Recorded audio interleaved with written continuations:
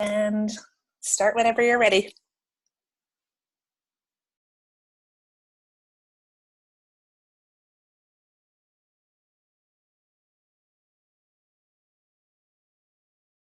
Can you guys hear me? Yes, we sure can. Okay, perfect.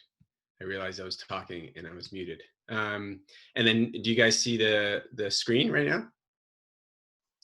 Yep, PowerPoint slides, improving and maintaining overhead shoulder motion. Perfect. Okay. Hello, everyone, again. I think since you've last seen me, a lot has changed. I now have a mop on top of my head from an inability to cut my own hair. But nevertheless, thanks for taking the time out to be here for this particular webinar. This was this particular topic talking about this and some of the things I'm going to be sharing with you in this webinar was the very first thing when I first got involved in the sport of gymnastics. Is the very first things I contributed at the local club level here in Ontario, and then with the national team when I first got involved. And just to give you some perspective on the difference it's made. So when I took over with our men's national team, the occurrence of shoulder-related injuries was 72%. So essentially, 72% of the injuries that I treated on our national level men's team were shoulder-related. So they may have had ankle, they may have had low back, they may have had another injury, but 72% of the injuries were shoulder-related, which was a large number. And over the course of the 11 months or 10 months of them adopting some of these strategies and me sharing with the coaches a little bit, that number dropped down to 11% come this past World Championships. And anecdotally, when I was asking the athletes, what was the biggest thing you noticed? Obviously, we knew they were in less pain and they had less injuries, but what is the biggest thing that you noticed? And consistently across the board, they said something to the extent of that, yes, yeah, my pain got better, but I noticed and realized that my ability to execute particular skills and release moves in particular on high bar was easier to do. It required less energy of me, and I had higher efficiency with it. So I want to share that because I thought it would just give you some perspective. There's, I'm sure you often get a lot of theoretical stuff presented to you. And this is some theoretical stuff that in practice, this is the difference that's made with some of our national athletes. So again, if we're going to talk about how do we improve shoulder mobility, shoulder strength for bars and vault, or any sort of skill or event that requires a great degree of range of motion and strength, we need to recognize what is the sport requirement of the body, because if we want to address how do we improve it or build upon it, we want to improve and build upon the requirement of the sport. And as far as the shoulder joint is concerned, much like a lot of the joints in the sport of gymnastics, a great degree of range of motion is required. But what's a little bit unique about the shoulder joint that's somewhat different than some of the other joints is we need to have a lot of strength and a lot of ranges of motion, but we need to generate a lot of force, a lot of power very quickly within the shoulder joint. So for example, if you're approaching a vault and you make contact with the vault at a particular range in the shoulder joint, you need to be able to generate some power very quickly out of it. Conversely, if you're on a bar and you want to do a release move that requires a quick, high power output to be able to execute a particular skill. So that makes the shoulder area somewhat unique. And add to that it's the most mobile joint in our body. There's almost 180 degree range of motion in all directions that we can move the shoulder joint in. So that makes it quite unique. And I typically, when I talk about the shoulder joint, typically what I'm referring to is the shoulder complex, because the motion around the shoulder is not just at what happens at this joint. So my ability to raise my arm overhead and do anything around here involves the contributions of my AC joint, which is a joint here that attaches your collarbone with your acromion that oftentimes gets separated in some athletes. It involves your SC joint, which is where the collarbone then goes into this point here. Obviously, it actually involves the actual shoulder joint itself, like we call it the glenohumeral joint, but as well as sort of the pseudo joint, which is the movement of your shoulder blade. So this image is trying to show you that every single angle I move my arm in, especially in these positions, I need my shoulder blade to move and accompany in a particular kind of relationship to maintain really good stability and strength for the shoulder joint. So yes, we need lots of range, and you've probably, hopefully by now, have heard me say this. When it comes to range, we don't just need passive range of motion.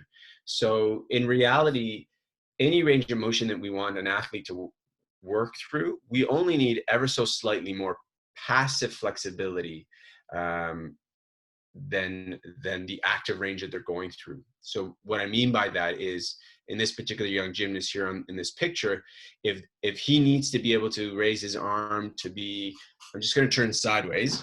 If he needs to be able to have this much range of motion, then all I need to do for passive flexibility is get it this much.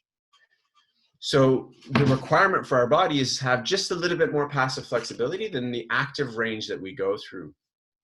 And in the sport of gymnastics, what makes it unique and different from other sports is any sort of range of motion we passively gather, we need to equally be able to move through that actively.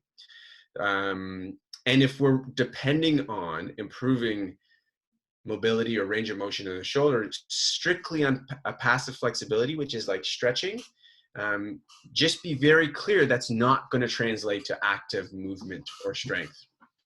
Right, just by virtue of it being something passive means it's not something active. And if I need to be able to actively move the shoulder, I'm not going to accomplish that with passive interventions. And so when I first got involved with the sport, I would often see a gymnast, like in this bottom picture of this young gymnast, unable to raise their arm high enough or in a position enough to be able to be in a clean line for handstand, or to do a release move on bars, or to get their arms in the right position for vault. And the effort will be then, okay, must be a flexibility issue. Let's try to stretch it some more. But what this picture is clearly trying to show you is this guy has passive flexibility more than enough. He just doesn't have the strength. So oftentimes, if you look at your gymnasts, especially your young gymnasts, if they're mature gymnasts, it's a slightly different story. But if you're looking at your young gymnasts and they're not able to get their shoulders in particular ranges of motion that you want them to go in, oftentimes it's a strength deficit and it's not a flexibility deficit.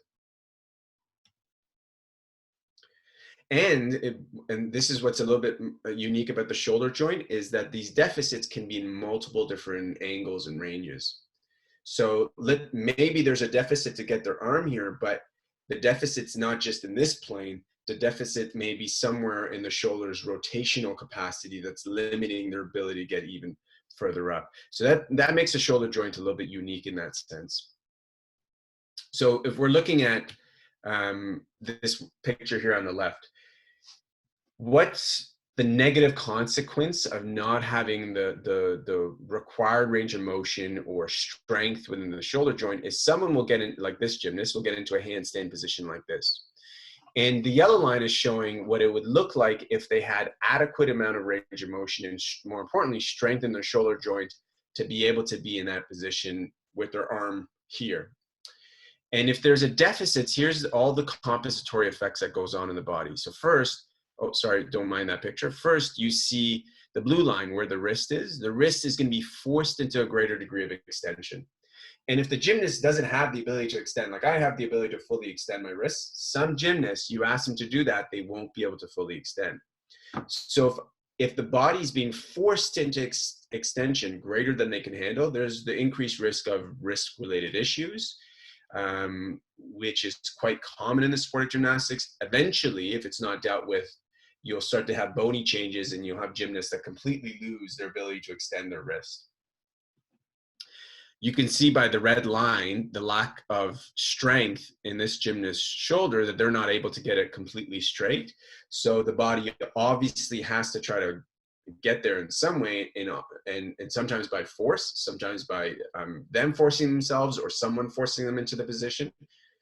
And so usually what ends up happening is the elbow joint will be forced into a greater extension and compressional loads. And then the younger gymnasts, this is a precursor, this is a contributing factor to things like osteochondritis dissecans, or the OCD that we get.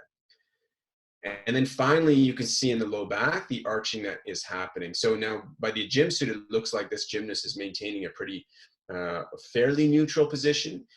But when you get your hands on the gymnast and actually see the positioning of some of the spine, there's quite a bit of force happening in an extension moment in the low back.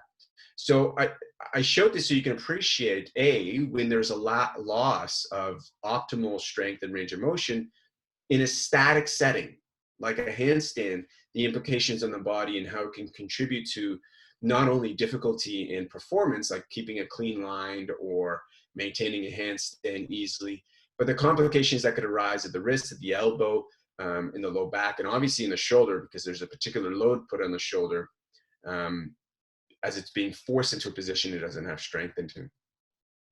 Now, on these other pictures I've showed here, so in this top right corner, you can see when this particular athlete, this particular Olympian, has half decent range of motion in the shoulder. As you can see, they're coming in this back tumbling line, and their hands will hit, and they'll be able to generally maintain that sort of a good enough extension or end range flexion in their shoulder, so they don't have an excessive arching that's happening in their back. You'll see it a little bit later on, maybe in the next picture. You'll see in this gymnast how the arching in the back that's starting to happen due to a lack of being able to get full extension in the shoulder. So this gymnast here on the bottom left is going to have greater loads on their back, executing something that probably for them is really easy, like just a simple back tumbling line, but how it could contribute to, wear and tear and issues developing in their lower back as a result of that lack of range. And on top of that, they're not able to generate the same kind of power around their shoulder because they don't have the same range that they're going through. If you think of it like an elastic band, if you stretch the elastic band to here, it snaps back more powerfully. But if all of a sudden I only stretch it to here, it can't snap back as powerfully. So if I can't actively go with my arms as far back, I don't have as much range then to snap it forward as aggressively, which is what will happen with this gymnast on the bottom left corner. So the demand goes elsewhere. So she's going to have to generate so much more power around her lower back, pelvis area, which is not a problem. I mean, the body will always figure out a way, but it could, in some gymnasts, contribute to the eventual development of issues in and around their lower back, something like a spondylo, which is it could be a fracture of the portions of your vertebrae. In this bottom right picture, the video, I'm just going to play it again for you. You can see as that gymnast approaches, the other thing that you'll see is, yes, you'll get that arching, but in this gymnast, they don't have that range, so they start to bend their elbow to allow them to go further. So if I can't go straight, if I bend my elbow, it may allow me to go a little bit further, which may not be a big deal, but anyway, our body has to figure out a way to compensate. There's the risk for reduction in performance, and there's a risk or potential for increase in injury. So it's funny, I should say that about performance, and this person here on the bottom right is one of the world-class floor specialists in the world. And so it's not that the human body can't perform when things aren't ideal, but the opportunity or the risk rate for something affecting performance and definitely injury increases. So like I'm demonstrating this picture, typically when we see a lack of range of motion, so someone's approaching a vault or doing a release move like a Tkachev and doesn't get enough power or extension in their shoulders, our initial approach may be, let's try to do some flexibility, something like this picture here, or maybe in really bad cases something like that picture on the left. The problem with that is, in these kind of extreme, what I call overstretching, what ultimately starts to happen is the tissue has been shown to have enough passive flexibility in most of these cases. And if they do lack passive flexibility, the structures where they lack some of that flexibility, which I'll talk about in a moment, we're not going to be able to quite isolate by just grabbing the arms and trying to stretch them in this way. But what we do is start to irritate the shoulder capsule, the joint itself, and putting too much force on the joint. That has negative consequences. And the negative consequences is anytime a joint in our body is traumatized, regardless of how small or how major, like a major could be a dislocation or a really aggressive sprain, or a minor, which could be a really minor sprain, which is essentially what that overstretching does. When the joint gets injured, the surrounding muscles around the joint, their activity gets lessened, which is what inhibits mean. So their ability to fully activate and fully be able to generate the full power and force potential within them reduces. And you can think of this as a protective mechanism by the body. The body recognizes the joint is not right, so it doesn't want a lot of force to be transmitted through the joint, so it's going to lessen the ability to. But you and I are still going to go about doing the activities that we do. You know, we work through pain sometimes, and sometimes it's not painful, so we'll just keep working through it, not realizing that we're working through a joint that's not able to generate as much force, and it's not able to absorb as much force. So I approach a vault, I can't absorb the same kind of force, and because I can't absorb the same kind of force, I don't build up the potential for energy that I can then transfer into movement the same way. All these things obviously start to affect performance, but they also have an effect on the injury development as well. So if I can't generate the same kind of force around the joint, then the loading on the softer tissues like the labrum, like the joint capsule itself, increases, and there's the potential for trauma there. But maybe more importantly in these cases, because we're stretching them not to the point of significant trauma, but just minor trauma, there'll be some inability to execute their desired movements with maximal amount of efficiency. And then we start this vicious cycle. So we stretch, sorry, I'm just going to try to move something so I can see a little bit clearer. So we stretch, maybe after stretching, we still can't accomplish what we want to. So we aggressively stretch some more. This obviously causes some of this reduction in muscle activity, and the reduction of muscle activity predisposes us to actually the potential of further injury or pain. And this vicious cycle gets sort of continues and continues and continues. And ultimately, what it does is it doesn't address anything in terms of restoring some capacity or improving capacity. And injury development can be very simply understood as the body's capacity is not equivalent to the loads that are being put on it. So if the load that I'm putting on the shoulder joint is to do a release move that requires a lot of extension and me snapping my arms back, but I don't have the capacity to do that because this is the furthest I can take my arm, well, then my capacity is not going to handle that load. And I'm going to have difficulty doing that skill proficiently and repeatedly, but B, more importantly, I'm risking the occurrence of an injury to develop. So just to make it really clear in these kind of cases, when we're looking at the shoulder joint, and as far as gymnastics and performance goes, first and foremost, we need the range of motion, and flexibility or stretching alone does not mean you have the strength to move through that range of motion. We want to develop the strength.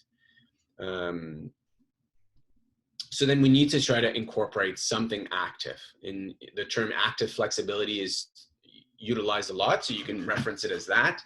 We need to introduce some form of some approach of actively loading the tissues as we're trying to improve these ranges of motion. So before we go through and touch on some of these active things that you would do to not only improve range of motion and then what to consider to help with improvement of performance, I just want to show you this picture. So this muscle, this red muscle here, is your latissimus dorsi, and it's the muscle on your back. Gymnasts develop a really big muscle like this because of the work that we're doing with our arms, hanging, pulling, kipping, and all these things. This muscle works a lot.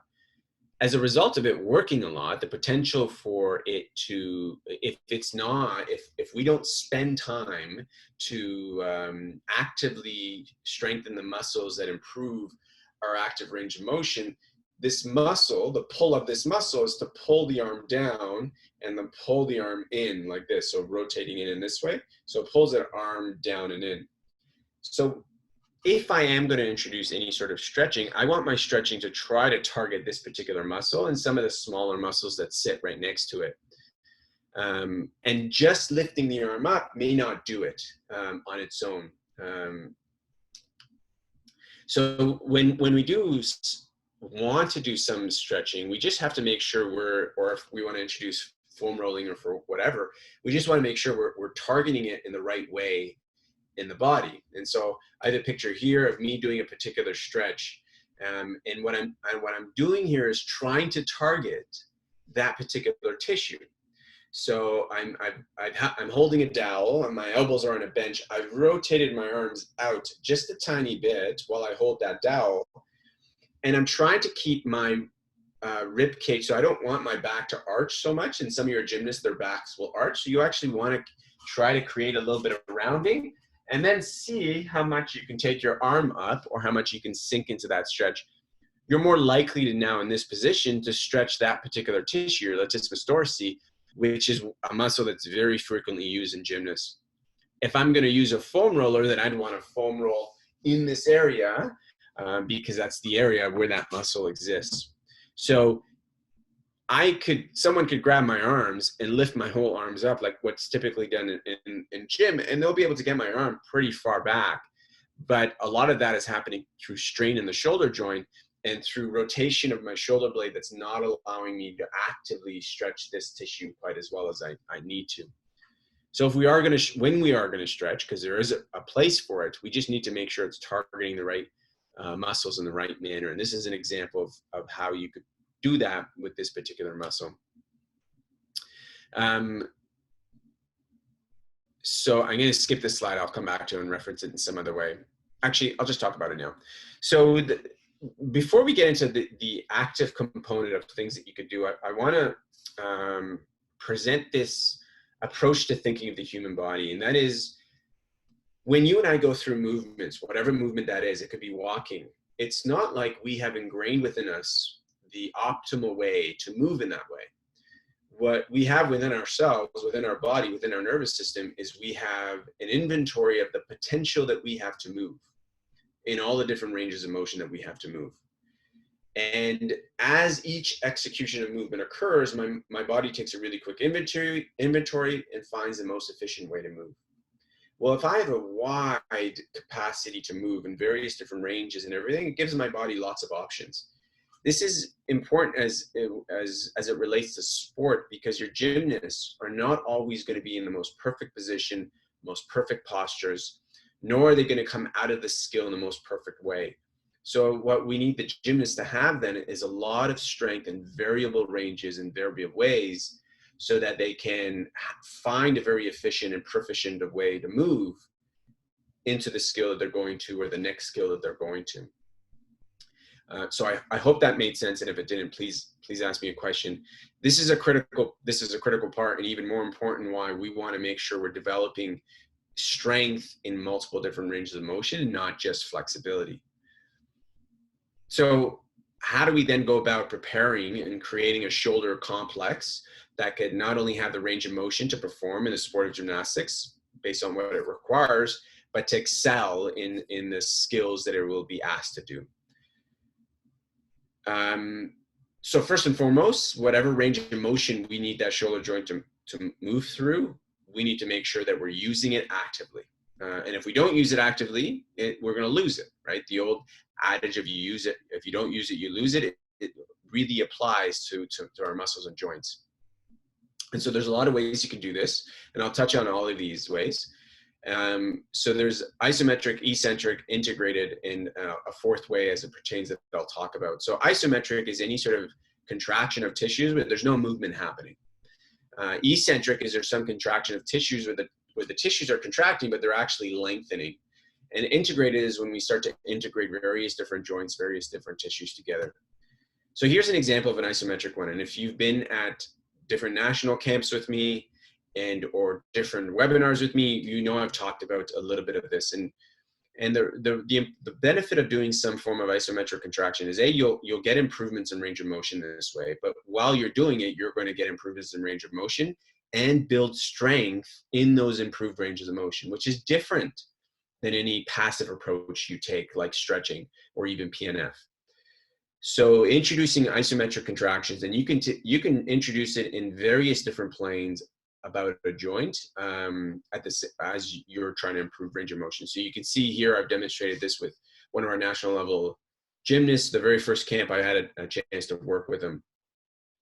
So the first step is isometric loading, and all I did with him, and this is now an exercise that's commonly being done since I've introduced it, is you lay down, you have one arm outstretched, you make sure your core is tight, and he started against my hand, but you can start on the ground, you press into the ground for a period of time, and that duration depends on the age, depends on the individual, how long that is, but you press into the ground for a period of time, and then you maintain a really tense core, and then you lift your arm up and you hold.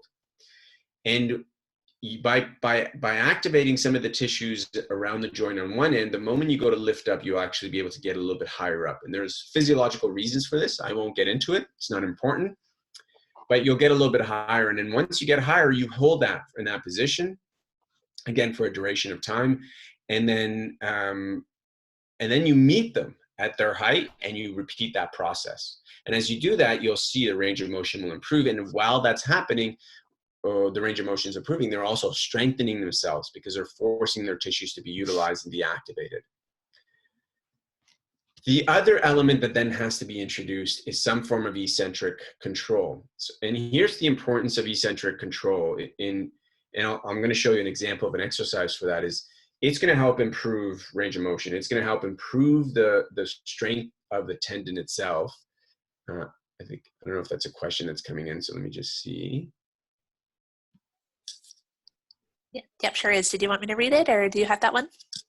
Yeah, I just looked at it. So is it similar or related to PNF stretching techniques? It is, it's similar, it is not the same. So this is questions often asked. So here's what happens when you do PNF stretching. When you do PNF stretching, let's go back to this video. I'm not sure how well the video shows. So when you do PNF stretching, let's say in this case, he's pressing down into my hand.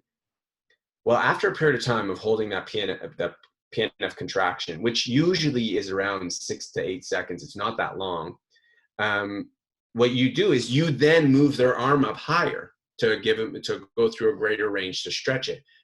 You're not doing this in this case. The length of time they're pressing into the ground is much longer. And secondly, they're lifting their arm up themselves. So they actively have to use their muscles to lift their arm up and thus strengthen themselves. So it's similar, but it's not at all related. Different physiological behaviors going on, and the result is much, much different. PNF stretching will not create long-term improvements in active range of motion. Will not. But here we will, because we're actually they're needing to hold their arm themselves and strengthen it. So I hope that answered your question. If it's not, you have a further question, please don't hesitate. So getting back to the eccentric component, there's a lot of time. Oh, I just saw something came in. I just want to make sure. It's just a thank you. I think you answered the question. Okay. So most training approaches in a lot of sports places an emphasis on the concentric portion of movement. The concentric portion of movement is like when I'm shortening a muscle. So let's say I'm doing a push-up. The effort is on pushing myself up off the ground. I don't spend too much time paying attention to myself coming down. And in fact, in some cases, some athletes will just let themselves drop down and emphasize pushing up, because that's where I'm exerting my effort. That's where it feels like I'm doing the work for my tissues.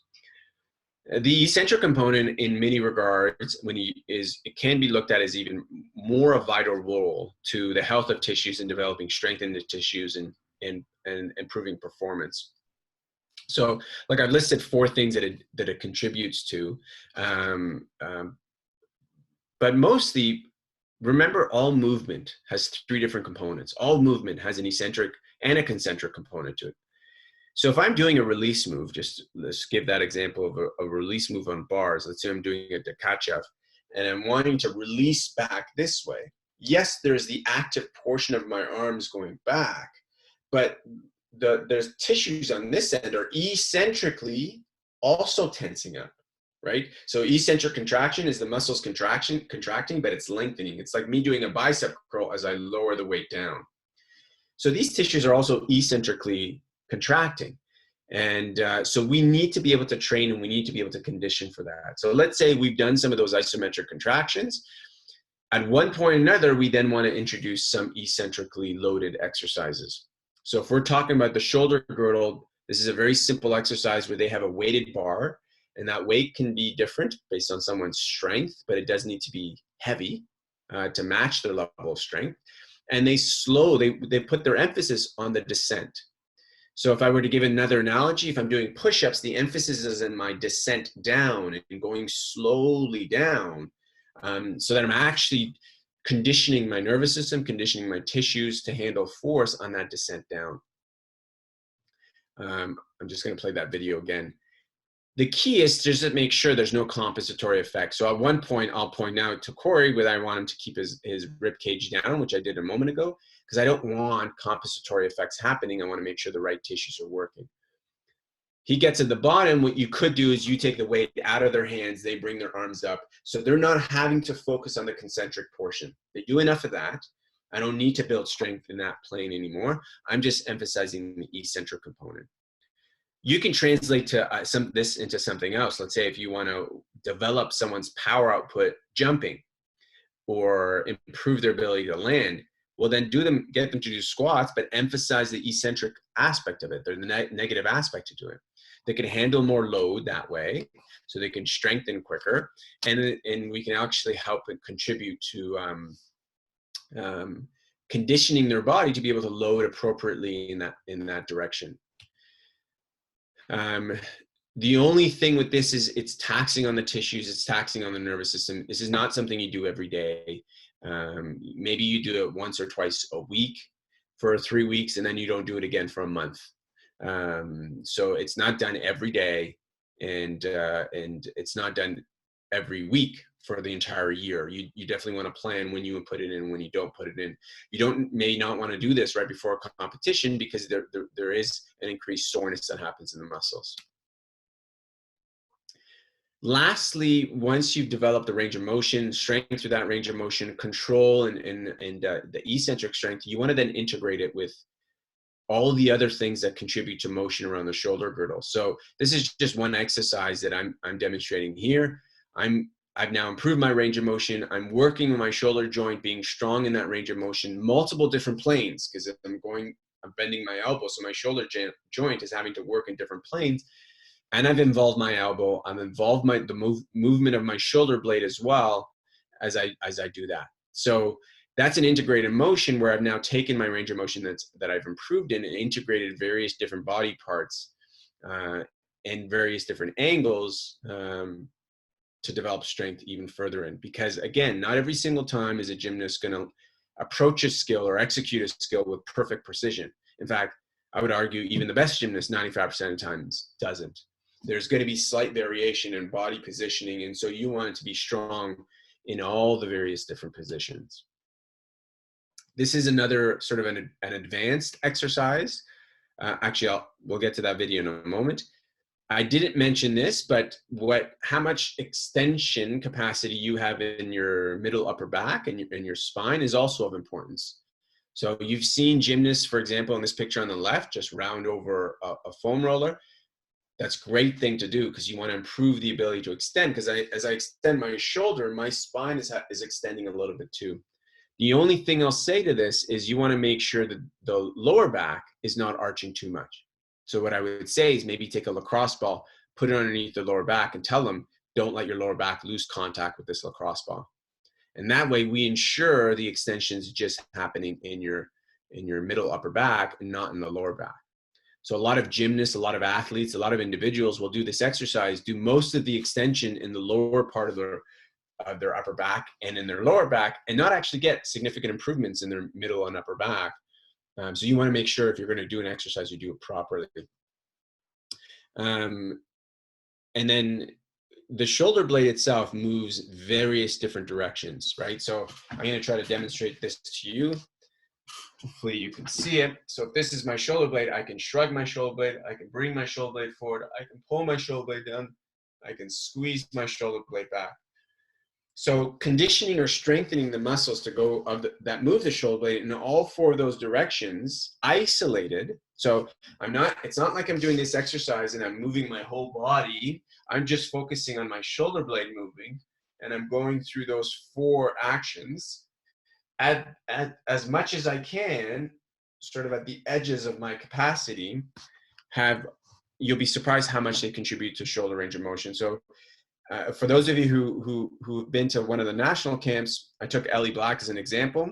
I had her do just this exercise, where I take her shoulder blade and I move it through the four different planes, maximally through the full range of motion. And then I tested how much she can lift her arm up.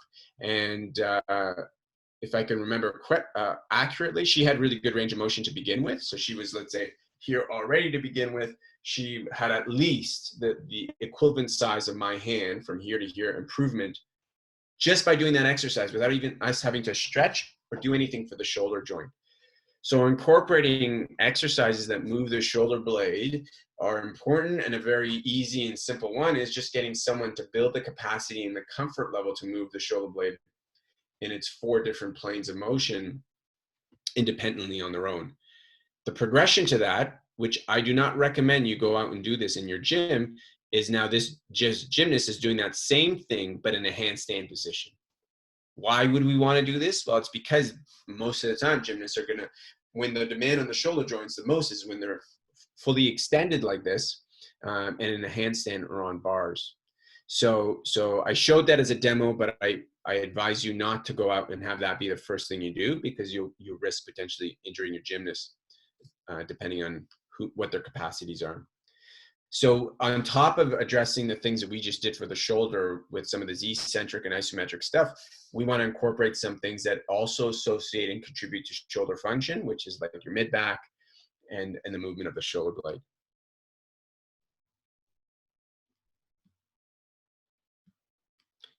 Would you recommend doing shrugs diagonally?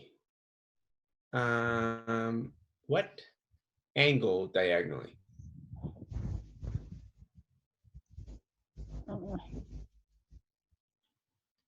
I don't know if everyone can unmute. If you can't unmute, then you won't be able to answer that. Here's how I would answer that then.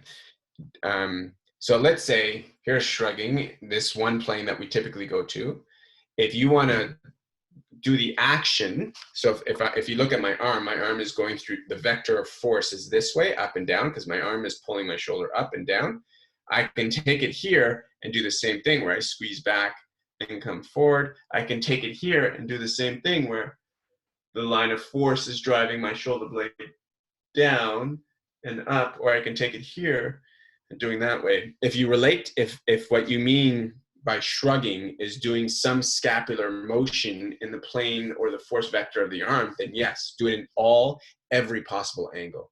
And what you'll probably find is they'll have really good capacity here, so here, and the higher up you go, they'll have less and less capacity to actually have their shoulder blade move in one direction without compensating, like bending their elbow like I just did in one of those examples. That points to a lack of capacity or strength in their shoulder blades to sort of be retracted or depressed in that direction, which is a big deal, because when you do a tumbling line and you land on your hands, your shoulder blade has to absorb that force, and if they can't move, that all compressively loads the shoulder joint and could potentially cause trauma. So I hope that answered your question. So here's the rules that I suggest to you as it pertains to the body and how to improve range of motion. So the first goal is we want to make sure we get the range of motion that we need for the skill requirement. So if the skill requirement is, let's say, a Dekachev on bars, and they need to be able to release with their arms back here, first and foremost, I need to have the passive range of motion to do that. So if they don't do that, then they need to stretch. And we just want to make sure if we're going to stretch, we stretch the right kind of tissues, we roll the right kind of tissues. In passive flexibility, generally you'd want to hold it for somewhere around 2 minutes, 2 minutes in length. In the early 2000s, Helen Langevin did lots of studies with regards to this and found that we need to have enough period of time of force in a stretched position being elicited on the tissues for adaptation to happen. And that roughly takes it to about 2 minutes. The sport of gymnastics has always held stretching positions for a long time, so that shouldn't be an issue. But once we've improved that range of motion, or along the way of improving that flexibility, then we want to introduce the active component where we're developing strength. So the isometric exercise is a very easy way because it's the load on the tissues is very minimal, and we can start to build strength that way. And isometric contractions has also been shown to have some effects on pain modulation. So I'm not saying that if someone is in pain, you want to then get them to do this, because you want to understand the nature of the injury, and not always is it appropriate. But what some individuals will find is over time, they'll actually experience less pain. Part of that is a strengthening process. Part of that is the changes that are happening in the nervous system as a result of loading in this manner. And the nervous system is where we feel pain. Once we've done and we build strength isometrically, at one point we want to then start to introduce some eccentric loading, because the tissues don't work in a static setting. They're active, right? They're moving. So we want to move and actively load the tissues that way. And I emphasize the eccentric component is because we don't put a lot of emphasis on developing that in all movement. The ability to, everything that we do, we sort of build up a lot of potential energy that we then release into kinetic energy or movement. If we can't have the capacity to build up potential energy, which is through eccentric loading, we're not going to be able to generate a lot of force or as much force or power output. So introducing some form of eccentric control. So I gave you an example of an exercise that you can do, and you can, if you do that with good form, you can load that with a lot of weight. Don't be, obviously you want to be consistent with your athlete's strength level, but you can do more weight that way. And I wouldn't introduce any concentric stuff just yet, or although if on the days you're not doing eccentric, you can do some concentric stuff. But most gymnasts do a lot of that anyways. They'll do a lot of kips. They'll do a lot of, what's it called? When you pull yourself up all the way, it's a front lever. They'll do levers, and they'll be concentrically strengthening themselves that way anyways most of the time. You probably don't have, like in the world of gymnastics, it's always done. You don't have to put additional attention to it, but the eccentric stuff doesn't get a lot of attention.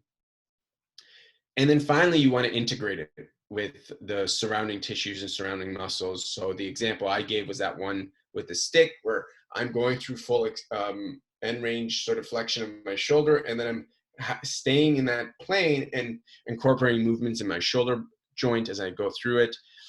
If you've seen some of the previous webinars, I've done that swimmer's exercise where the gymnast lifts their arm and they rotate their hand as they go in behind themselves. That's another example where it's an integrated exercise. So I'm integrating the range that I've gained now with all the various different tissues in my shoulder joint, shoulder blade that contribute to it. So they all sort of condition, or I train them to work synergistically together. And then lastly, and I haven't shown a video of an exercise like this because I just forgot to put it in, but you at one point need to introduce some form of velocity loading. Reason for that, and I never quite got to the point of introducing this with all of our national athletes before the World Championships. I did with one or two that I was working independently with. But the reason for that is gymnasts execute their skills with a great amount of speed. So I need to condition the body to operate within that same speed. Now we do that really well in the general ranges of motion, but at these sort of end ranges of motion that they get into for vault or bar release moves or handstand tumbling lines, there is not a lot of time spent on the training the velocity or the speed at which they're doing loading at those angles. So once we've improved that range of motion, once we've improved significant strength, especially with the eccentric loading, and integrated with the surrounding tissues, we then want to incorporate some sort of speed loading type exercise. And that could look like, you know, it could look like you take a very light TheraBand, and let's say they're lying on a bench and the TheraBand is tied to something below and they're lying face down and they're, you know, aggressively pulsing at this level with the TheraBand pulling down and then them snapping back up. I just emphasize it being a light TheraBand. That's an example of something speed oriented. Or vice versa, let's say they're laying backwards and I'm doing that same exercise where I eccentrically come down, but maybe I choose a lighter weight, I eccentrically come down, and then I aggressively pull up really quickly. The full range of motion is important, but generally gymnasts do a lot of speed work through the general ranges of motion. They don't do a lot of speed work at these sort of end-to-end range positions. So that would be the last kind of strategy that you'd want to put in. And not only will you improve range of motion doing all these things, but now we've introduced things because they're active in nature. We're actually developing strength in those positions. And by developing strength in those positions, the opportunity for performance changes. Performance, one way of looking at performance is having the body. One way to look at your athlete's ability to perform is making sure their body has the capacity to perform in what they want to do. And what we're doing with all these suggestions is we're actually developing the body's capacity to do what they want them to do in performing a particular skill. How often should you do speed strengthening conditioning? That's a great question. We're assuming a gymnast has developed the adequate range of motion and adequate strength. And I know when I say something like adequate, you're like, well, what's adequate? That's a difficult thing for me to be able to answer in a webinar setting. So I'm probably not going to do justification to answering that question.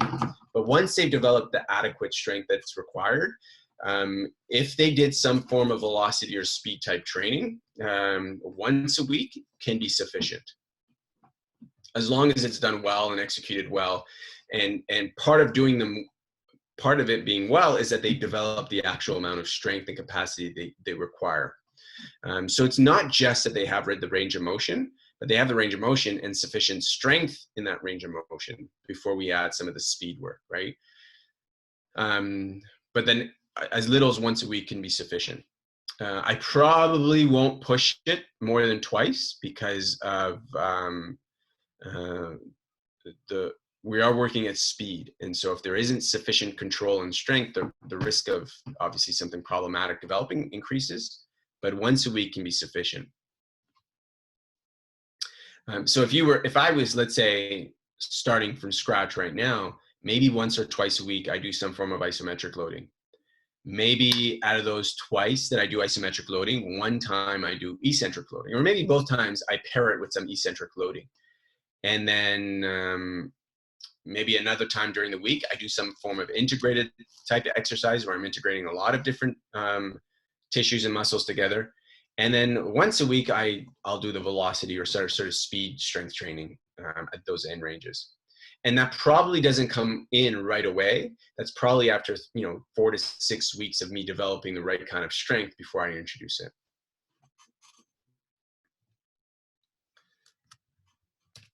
Okay, so at this point, I want to give you guys a chance if you have any particular questions to ask any questions, or if you want any further clarifications on anything that I've touched on.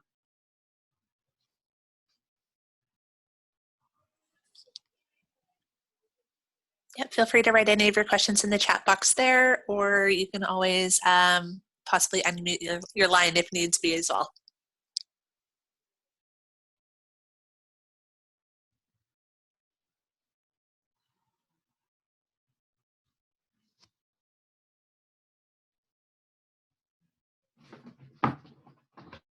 Okay, so well, if you guys have any questions, please don't hesitate to ask. I'm putting my email address down just in case a question comes up for you at another time and you want to ask it. Please do not hesitate. Oh, question came in. Let me just get to it. When you introduce those exercises, when would you introduce it? Another great question. So I would probably do, there's a lot of different ways that you can do this. In the perfect world for me, and for anyone who's gotten my gymnastics manual, I've written in there my idea of what would be ideal. And that is you do your stretching, whatever you're going to do at the beginning of training. You pair that up immediately with some of the active stuff, like the isometric loading, something like that, so that whatever range of motion you've passively stretched and flexed, you've now developed some ability to have strength in. You go through your gym, you do the skills and everything. So we've done nothing to tire out the tissues for the actual requirements of the sport and training for the sport. And then when it comes to conditioning, maybe you throw in the eccentric loading. And that's where you can throw in some of the integrated motions exercises. And if you are doing some sort of speed and range strength training, that's when you introduce it in. So it won't affect their performance for training their actual skills. So that's probably what, a very simple and easy way. I would always 100%, without a doubt, I do this with myself when I train, and make sure whatever range of motion I'm going to ask my body to go through, I have facilitated some activity and capacity in my tissues to handle those ranges of motion. And just because I did yesterday doesn't mean I'm going to walk into the gym today and automatically be able to, right? My body has gone through 24 hours or 20 hours of not going in these ranges. So it's not like I'm going to be automatically able to get there right away. I need to do something to facilitate my body's ability to get there. So that's why I would say throw in some of those isometric, some of those integrated motions, even if you like, at the beginning of training after you do your stretching, to prepare the body for the actual training. And then afterwards, you can throw in the eccentric stuff and the speech stuff if you're at that point, because they're a little more demanding of the tissues, and they can take away a little bit from performance when they're actually training. Okay, so that was a great question. I hope I answered it. If any other questions are coming in, please don't hesitate. But I want to leave you my email address, because if you have any questions, please do not hesitate to contact me. My biggest motivating thing about the sport of gymnastics is being able to contribute these things on a global level in Canada that I think will make a big difference. Obviously, I know because I use it and I've done it with our national team, but on a much larger scale within the sport of gymnastics here. And I've said this before, like there is no other country in the world who hasn't deep enough or good enough understanding, or maybe they have an understanding, but they have not introduced it to the sport of gymnastics. So this is a big leg up that we have on other countries. So please do not hesitate to ask me questions at any time. If you were interested in understanding some of this stuff and maybe learning some of these exercises, these two things that I have going on right now, that the gymnastics manual is always available, but the gymnastics training videos, if you're interested, you can reach out to me about those. But I don't see any more questions coming in. So maybe I'll take this opportunity to thank all of you for one question. Yes, good. When you talk about eccentric exercise, are you talking about heavy load for maximal strengthening or just a light load for control? Another good question. So when I'm talking about eccentric loading, I'm talking about for the purposes of strengthening. So at one point, I would want it to be heavy enough that it's demanding enough for the body, because I'm not going to expect them to do the concentric portion. So in that example, when he's going down slowly, I'm not expecting him to bring it back up. I'm going to bring it back up for him, or his partner would. I'm just focusing on that level. So obviously I can load the tissues so much more that way, because they don't have to worry about bringing it up. Now, if they don't have someone to help them to bring it back up, and they need to bring it back up, that affects how much I load them on the way down, right? Or maybe I tell them, okay, come down like this, and then bend your elbows and bring it up some other way, so they're not loading the tissues this way. But what I would probably suggest is initially when you're starting off, especially with the younger gymnasts who don't have good kinesthetic awareness of their body, you use a lighter load so they develop really good body positioning, not letting the rib cage flare, the rib cage stays down, the low back stays flat. So they develop the control and then start to load them. But ultimately you do want them to be loaded and not just have it be light.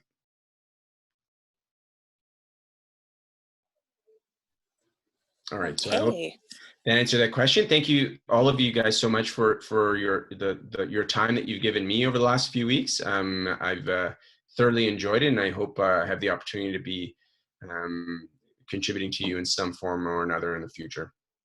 We'll definitely take you up on that at any point, Mahmood. Thank you so much for leading another session today. Like I said, I know our coaches are taking a lot from the information that you're sharing, and it's nice to be able to contribute to our gymnastics BC community. And we've also reached out to some of the Western provinces as well. And so I think we have a couple of people from Alberta and Saskatchewan and whatnot here too. So it's great to be able to share that knowledge. So I really do appreciate it. My pleasure. And to all the participants, thank you so much for attending today. As always, we really do appreciate you guys taking the time to join us. If you have any questions, send them to coaching@gymbc.org, and I'd be happy to forward them along to Mahmood if you don't have that email address that's written on the screen right now. And then we do have the post-webinar survey that you guys could take part in as well. We totally appreciate all the feedback that you guys send our way, and it does help us develop content for future webinar sessions. So any feedback you can provide is beneficial to us at GBC, so we very much appreciate it. So thank you again for everybody for attending. Thank you, Mahmood, for leading our session, and have a great rest of your day, guys. Bye, everyone.